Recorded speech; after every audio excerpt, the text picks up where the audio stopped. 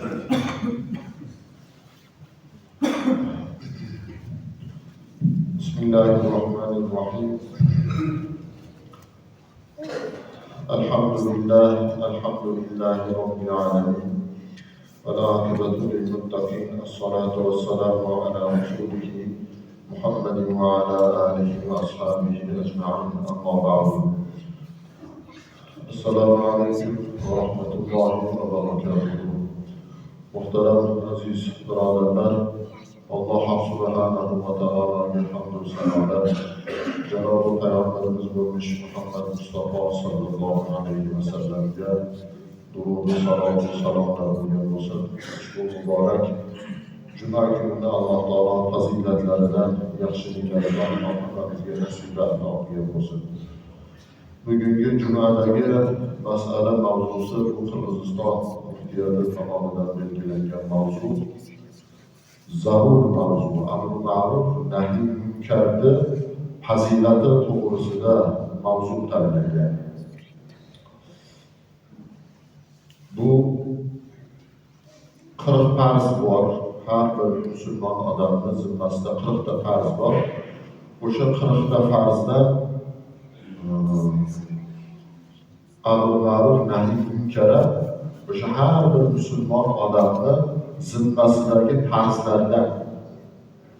Masalan, bu 40 farzlar ichida masalan islomda 5 ta, iymonda 7 ta degan bo'lsa, islomdagi farzlar iymon keltirishlik, namoz o'qishlik, ro'za tutishlik, zakot berishlik, başlar har bir odamning o'zini millati qilishligi zarur bo'lgan amallar deb sanab o'tilsa, tahoratni farzi 4 ta deb har bir odam o'zi tahorat qilish kerakmi? G'usulni farzini 3 ta deb ko'rsatgan. Yuvinayotgan odam o'sha 3 ta farzni to'liq bajarish kerak. Ana shunda g'usul bo'ladi. Shularda sanab o'tib kelib turib, amr ma'ruf, nahy munkar, ya'ni odamlarni yaxshilikka chaqirib, yomonlikdan qaytarib turishlik ham har bir odamning millati vazifasi bu. Buni evaziga nimaga erishiladi? Alloh taolo nimaiki amalda bandalarga farz qilib buyurgan bo'lsa, shuni ketida bandalarga yaxshilikni va'da qiladi. Masalan, ro'zani farz qildi. Ramazon oyi ro'zasini tutsa, banda nimaga erishadi desa, tutgan ro'zasi do'zaxdan parda bo'lib to'sin bo'lib turadi. Tanasiga o't tegmaydi, yonmaydi do'zax o'tida degan. Namoz o'qisa nima foydaga ega bo'ladi desa, namoz o'qisa qiyomat kunida Xudoning oldida sen kimsan desa, seni bandangman deydi. Bandaligiga hujjating nima desa, namoz o'qiganman. Namoz o'qisa, demak, o'qigan namozi qiyomat kunida Xudoning oldida uni bandaligini isbotlab beradi.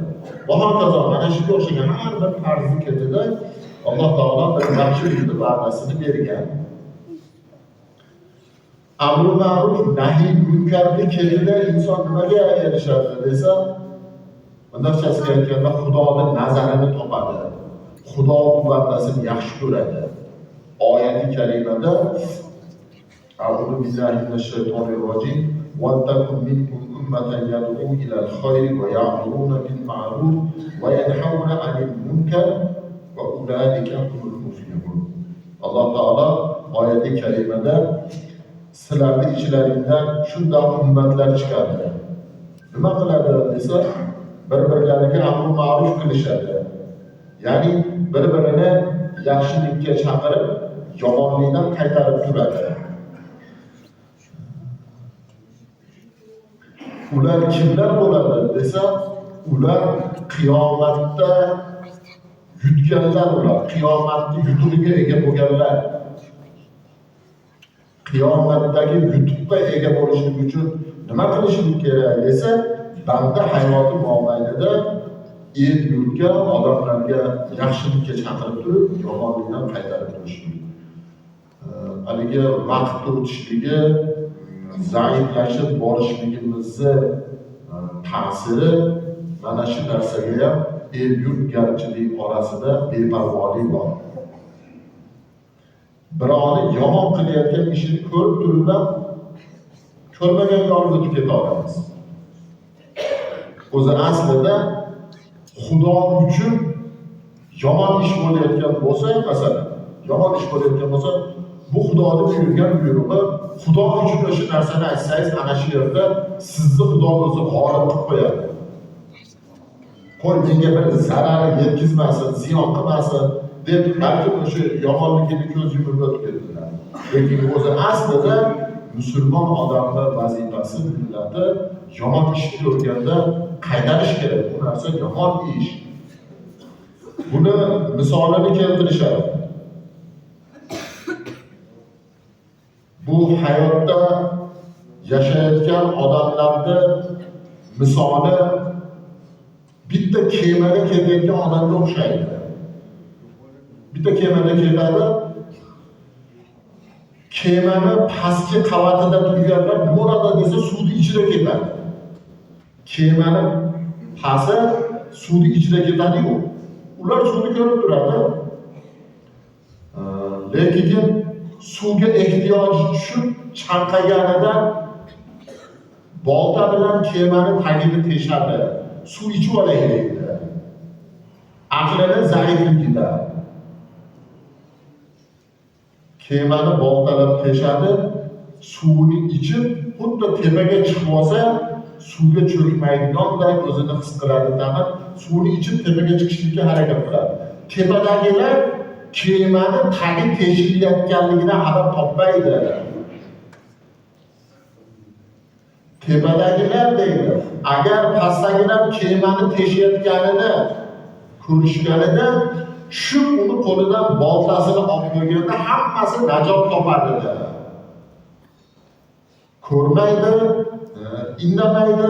Ana shu sababdan kema tagidan suv kirgandan keyin nima bo'ladi desa, kemani cho'kishligi aniq g'arq bo'lishligi. Kema cho'kkandan keyin kemani ichidagilar hammasi endi suvga g'arq bo'lib o'lishligi aniq.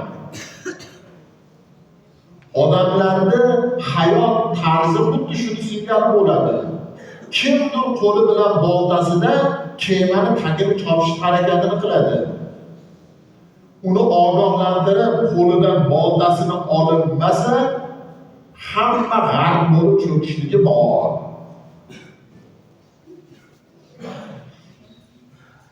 Hozirgi holatimiz, masalan, gripp ko'payib ketdi, kasal ko'p. Nima deyapti? Ob-havo bir yog'ib borganda chang kunlar ko'tariladi, kasalliklar ko'tariladi deb hozir biz shu narsaga ehtiyojimiz bor. Qormini, yomg'irmini yoqsa deyapmiz. Lekin bu qudrati ilohiy Xudo bilan bo'ladigan narsa. Xudo yog'dirmasa, hech kim bu narsani qilolmaydi. Kasallik tarqab hamma shunaqangi holat bilan og'riyotgan bo'lsa, cho'kishni bir turi bu ham. Kimdir boltani olib kemani chopyapti. Chopishligi yomon ish qilyapti, gunoh qilyapti. Gunoh qilayotganini ko'rib turib, balki indamayapmiz. Kendi boshimga g'alba oshirib nima qilaman deb turib, qaytarmayapmiz. U gunoh qilayotgan odam gunohini qilib yuribdi.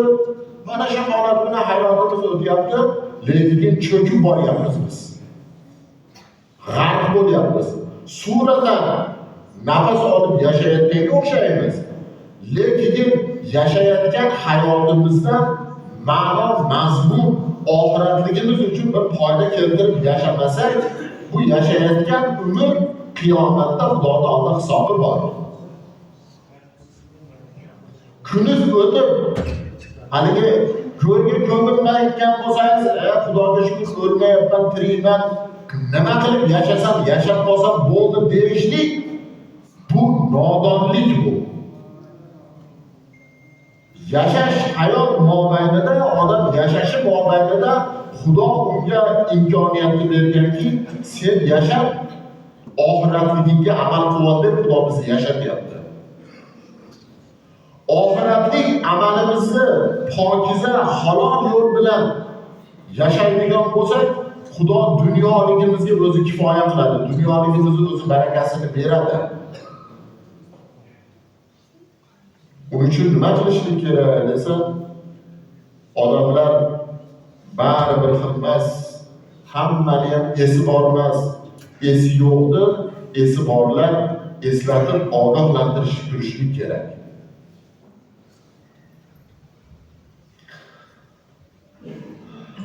Boshqa bir oyat-i karimada Alloh taolo kuntu khayra ummatin ukhrijat lin-nas ta'muruna bil ma'ruf va tanhauna 'anil munkar deb ummatlarning ichida xayr ummat, ya'ni ummatlarning ichida shunaqa yaxshilari bo'ladi. Ular nima qiladi desa, odamlarning ichida shunaqangi yaxshi odamlar chiqib, ta'muruna bil ma'ruf va tanhauna 'anil munkar, yaxshilikka chaqiradi, yomonlikdan qaytaradi. Bular ummatlarning ichida eng yaxshilari mana shular. Payg'ambarimiz sollallohu alayhi vasallam marhamat qilib aytgan ekanlar. Oldingi o'tgan payg'ambarlarni qissalarini Alloh Qur'onda bayon qilib o'tganda, oldingi o'tgan ummatlar adashib ketishgan. Adashishligi nima bilan adashdi desa, Maryam Xudoning xotini, Iso o'g'li deb e'tiqod qilib ketishdilar. Nafsi havolariga giriftor bo'ldi. Nafslari nimaga kuchsasa, oldingi ummatlar nafslarini ko'yiga kirib, nafslarini ketidan ergashib ketdi. Payg'ambarimiz alayhisalom shu gapni aytadi. Oldingi ummatlarda mana shunaqangi holat ko'paydi. Lekin Alloh taolo meni ummatimga shunaqa marhamat qildiki, bir-birlariga amr ma'ruf nahiy munkar qilib, bir-birlarini ogohlantirib, to'xta deb bir-birini to'xtatadi. Yaxshilik ish bo'lsa, kel mana ishni qilaylik deb bir-birini shu holat bilan hayot kechiradi. Xudoga shukr, meni ummatimga Xudo shunaqangi g'ayratni beradi deb Payg'ambarimiz alayhisalom faxrlanganlar. Oldingi ummatda bunaqa ish bo'lmagan deb aytadilar. Birodarlar, shu ummat siz bilan bizmiz. Siz bilan bizni Xudo shunday qilib yaratdi, Payg'ambarimiz alayhisalom faxrlandi. Endi o'sha haqiqiy faxrlangan ummatni safida bo'lishlikni harakatini qilaylik. Haligi maktabda bitta sinfda o'qiydi, 20-30 ta bola o'qiydi. Uning ichida 2-3 tasi отличный o'quvchilar. Ular nima bo'ladi? Doim ular yaxshilik bilan esga oladi. Odobi zo'r, yaxshi o'qiydi, darsga zo'r tayyorlanadi. Biz qaysi davrda yashayotgan bo'lsak, hozir 21-asrda yashayotgan bo'lsak, mana shu asr, 21-asrdagi ummat barimiz misol keltiraylik, hammamiz bitta sinfdagi o'quvchimiz. O'sha o'quvchining ichida, o'sha ummatning ichida biz отличный degan bahoda yashab o'tib olishimiz kerak. Hammamiz shu davrda yashayapmiz, shu havoda nafas olyapmiz, shu oqayotgan suvda hammamiz ichyapmiz, rizq nasibamizni Xudo beryapti, hammamiz bir xil holat bilan yashab umr kechiryapmiz. Lekin mana shu umrimiz mobaynida yomon qoloq o'quvchi emas, yaxshi o'quvchi bo'lib, bahoyimiz 5 baho bo'lib, haligi ekzamen yaqinlashayotganda Xudo xolasa hamma yoqqa tayyorman, ekzamendan o'taman degan xotirjamlik bo'lishi kerak. Bizning ekzamenimiz qachon desa, ekzamenning kuni aniq emas. Ekzamen Xudo jonimizni olgan kunda ekzamen boshlanadi. O'sha kun hammani boshida bor. Haligi o'quvchi bir kun baribir sinfdan sinfga o'tishligi uchun ekzamen imtihonini topshirib, yaxshi o'quvchi, yaxshi holatda o'tib olganini singari, biz ham bu kunda yashayotgan hayotimizdan abadiy bo'layotgan hayotga o'tib olishligimiz uchun ekzamenimiz bor. O'sha ekzamen hammani boshida bor. Ekzamenni tayyorgarligini qilishlik bu uzoq abadiy bo'lgan hayotga ko'chayotganligimiz sababida uni egzaminga o'sha vaqt umr mobaynida doim tayyor turishimiz kerak. Uni nima bilan qilinadi desa, yaxshilik ish qilish kerak. Qo'lidan nimaki yaxshilik kelayotgan bo'lsa, yaxshiligini qilish kerak. Yomonlikdan tiyilish kerak, birodarlar. Yomonlikdan tiyilaylik. Va shu ishimiz bizni imtihonimizni tayyorgarligi mana shu.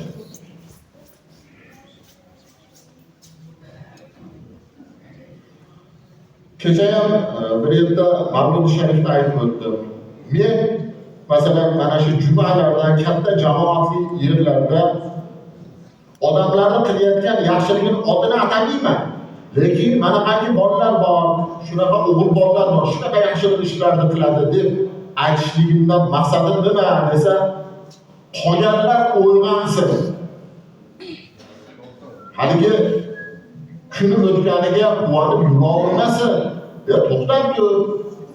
Odamlar manaqa ishlarni qilib qo'yapti, men nimaga qilolmayman ana shu ishni deb o'ziga o'zi turtki bo'lib yaxshilik qilishga harakat qilsin uchun aytaman.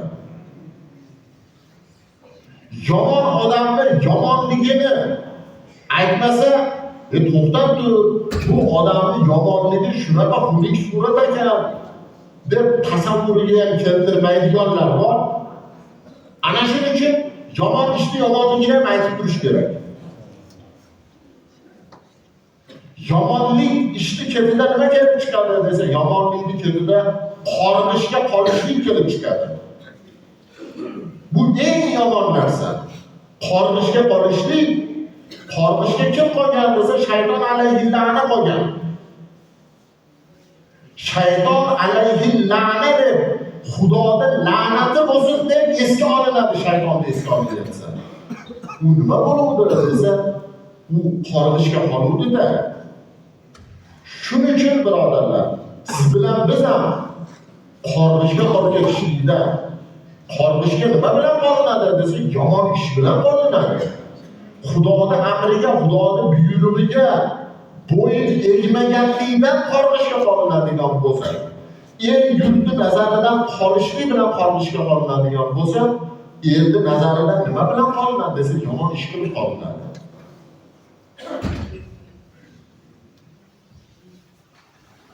Beodobchilik xulqini, fe'lini, yomonligi odamni qornishga qolishlikka sabab bo'ladigan holat. Shuning uchun bolalarga ko'p odob to'g'risida, bolalar odobli bo'laylik. Bir kun bir shikoyat qilyapti-da, bitta qo'shnimiz bor deydi. Qo'shnimiz bor deydi, mana shu ko'chada ketayotgan bo'lsa deydi, birov bilan salomatlik qilmaydi deydi. Faraz qiling, bu musulmon odamga umuman to'g'ri kelmagan odam. Musulmon odamning haqqi nimada desa, ko'p musulmonga ro'para kelsa, assalomu alaykum va alaykum assalom deyishlik kerak. Musulmon odam yaxshilikqa qilayotgan bo'lsa, uni haqqiga duo qilib, boshiga bir tashvish tushayotgan bo'lsa, hamdardlik bildirib, musulmonda hayoti shunaqa bo'lishi kerak. Shunchalik nafsimiz g'olib kelib ketganki, u salom bermaslik, bu mutakabbirligidanmi? Mahallago'yda salom bilan adovat gina yudrat saqlab 3 kundan oshiq gaplashmay yurish, bu durust emas masala. Bu bitta misolni keltiryapman. Bitta sunnatga amal qilmasligi mahallago'yni o'y fikrida u olani beodob, yomon, birov bilan salom alayki yo'q deb odamlarning tushunchasi bu odam to'g'risida noto'g'ri o'y fikrga borib ketgan. Shunaqa narsadan ehtiyot bo'lish kerak. Payg'ambarimiz alayhissalomning odatlari nima edi? Payg'ambarimiz alayhissalomning odatlari amalda ko'rsatib o'rgatadi.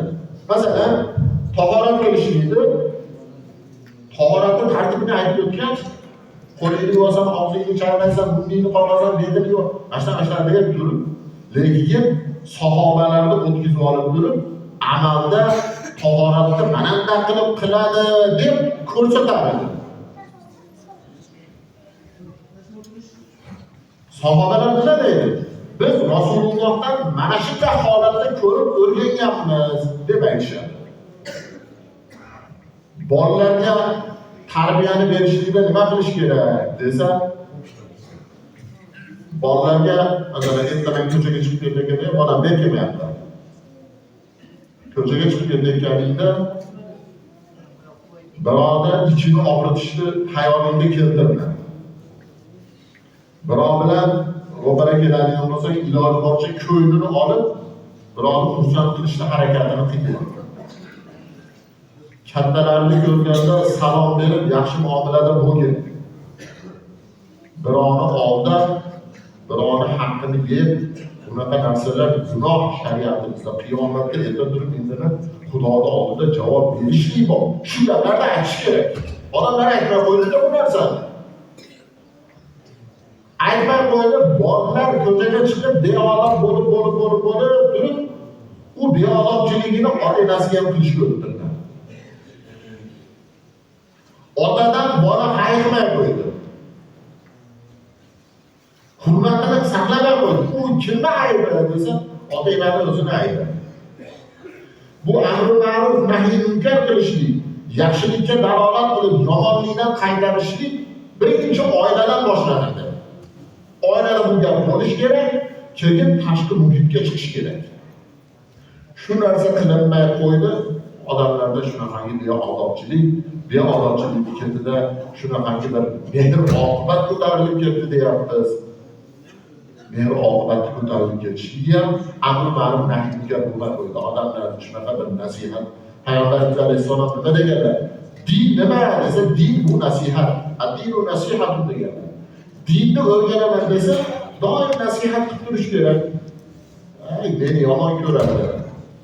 Yomon ko'rsa, bu gapirayotgan, nasihat qilayotgan odam Xudo uchun qilyaptimi? Qiyomatda ajrini oladi. O'sha nasihatini qabul qilib qolgan bo'lsa, o'sha beodob odam o'sha yomon ishidan qaytib qolgan bo'lsa, qiyomatga katta tayyorgarlik bo'lib qoladi. Masalan, ba'zida shayton menga vazoza qiladi, keyin nimalar nomon ko'rdim deydi-yu. Ko'nglimga yaqin olganligim uchun yalam bosh yurma, boshingga kepka kiyma, namozda hushyorroq bo'l. Shu bolalar qachon beodob bo'lib o'tib ketsa, ularning qo'lida boltasi bor. Ular boyagi aytgan kemani tagini chopyapti. Cho'kadigan bo'lsa, o'sha bolalarga qo'shilib, men ham cho'kib ketaman deb qo'rqaman.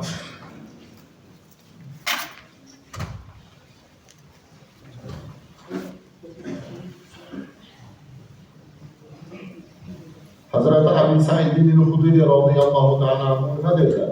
Payg'ambarimiz sollallohu alayhi vasallamdan eshitganman deb aytadilar. Payg'ambarimiz alayhissalom aytdilarki, kim sizlardan birortalaringiz biror bir yomon ishni ko'rgan bo'lsalaring, yomon ishni ko'rayotgan bo'lsalaring, qo'llaringdan qaytaringlar. deb turib, qo'ldan qaytaring shu narsadan. Kim endi bunga qodir bo'lmayotgan bo'lsa, tili bilan qaytarsin. Aytsin. Qo'li bilan eplayaptimi? Tili bilan bo'lsa ham bu yomon ish, bu narsani qilma deb turib, tili bilan aytib ogohlantirsin. Qo'li bilan ham eplayolmadi, tili bilan ham aytolmadi. Hiç olmasa qalbida, yuragida o'sha ishni yomon bo'layotganligini qalbida norozi bo'lib tursa, bu azabul iymon, bu iymonni eng zaif odam mashq qiladi degan. Bu gapni Payg'ambarimiz alayhisalom aytdilar. Tilingiz bilan ham aytmayapsiz. Qo'lingiz bilan ham qaytara olmayapsiz. Qalbingizda ham noroziligingiz bo'lmayotgan bo'lsa, endi qanaqa odamsiz o'zingiz bilasiz. Payg'ambarimiz alayhisalom nima dedilar? Qo'llaringdan qaytaringlar, qo'llaringdan qaytarolmasanlaring tillaring bilan qaytaringlar. Bo'lmasa yuraklaringda, qalblaringda yomon bo'layotgan ishga noroziliklaringni qalban qisib turinglar. Bu sizlarning iymonlaringning eng zaifi deganlar. eng iymoni zaif odamni hech bo'lmasa qalbida yomon bo'layotgan ishga norozichilik bo'lib turishi kerak ekan. Agar yomon bo'layotgan ishga qalbida ham norozichilik bo'lmayotgan bo'lsa, yana qaytarmaydimi? U odam o'zini qanaqa odam his qilishini o'ziga bog'liq. Musulmon odam unaqa bo'lmasligi kerak. Payg'ambarimiz alayhissalom g'ayrat, shijoatni yaxshi ko'rdilarmi? G'ayrat, shijoat pul topib, daromad uy solib, boy badavlat bo'lib yashash uchun emas. G'ayrat, shijoat nima bo'lishi kerak desa, dinning himoyasi, dinning rivoji, elga, yurtga yaxshilikda ravo bo'lishlik, el yurtga zarardan qaytarib turishlik. G'ayrat, shijoat mana shunday bo'lib turishi kerak. Shu narsani odat qilaylik birodarlar. Mahalla ko'yda, ayda qayerda bo'layotgan bo'lsa ham, yomon ish bo'lyaptimi? Xudo uchun borib ayting-da, Xudo o'zi siz u yerda obro'yingizni ko'tarib qo'yadi. Menga bu deydi deb turib qo'rqadigan bo'lsangiz, qo'rqib ketaverasiz. Ba'zi bir odamlar menga bir zarar yetkazib qo'ymasin, islom deb qo'rqadi, lekin Xudo uchun Xudo shunga buyurgan, yaxshilikqa buyurgan, yomonlikdan qaytarib, amr ma'ruf nahiy munkar qiladigan bo'lsangiz, Xudo sizni oliy qiladi, Xudo sizga kuch-quvvat beradi. Bu eng fazilatli, Xudo yaxshi ko'radigan, Xudo suyadigan amal bo'ladigan bo'lsa, Xudoyim hammamizni mana shunaqangi yaxshilik bilan Xudo suygan bandalardan bo'lib yashab o'tishligimizni Xudo hammamizga nasib qilgan bo'lsin. Xo'p, vaqtimiz yaqinlashib qoldi, duo talablar bor.